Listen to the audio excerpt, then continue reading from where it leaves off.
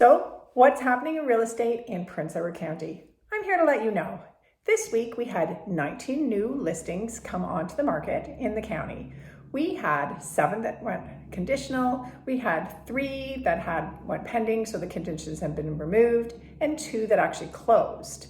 So we've also had 11 that had a price decrease, and we had another 7 that were either suspended, canceled, or expired.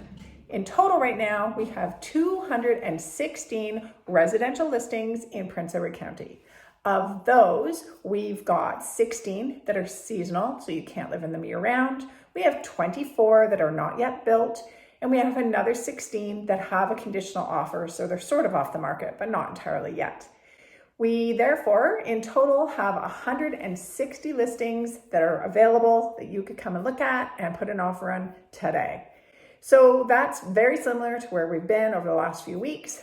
We're not really moving all that much. Things are selling slowly, bit by bit, and more are coming on. There's way more choice for buyers right now than there was in the summer, which is wonderful. We're not having all those crazy multiple offers, a little bit in the lower end, but definitely not in the middle to high end at all. We know that the Bank of Canada recently raised their interest rates again. The thing is that they're probably going to do that a few more times before all of this is over, which means that if you are needing to buy a house, that holding off isn't going to be in your best interest because interest rates are going to continue to go up.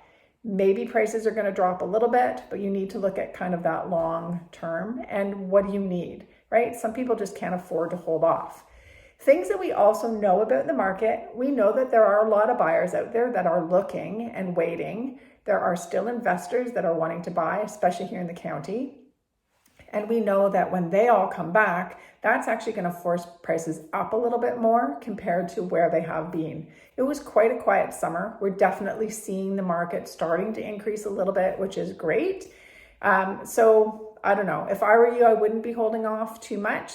If you're a seller, we definitely have a decrease again come the winter when it's really snowy and people don't want to drive on the 401 to get here. So fall is our second busiest season. It's a great time to get your house on and get some exposure to it and hopefully get it sold.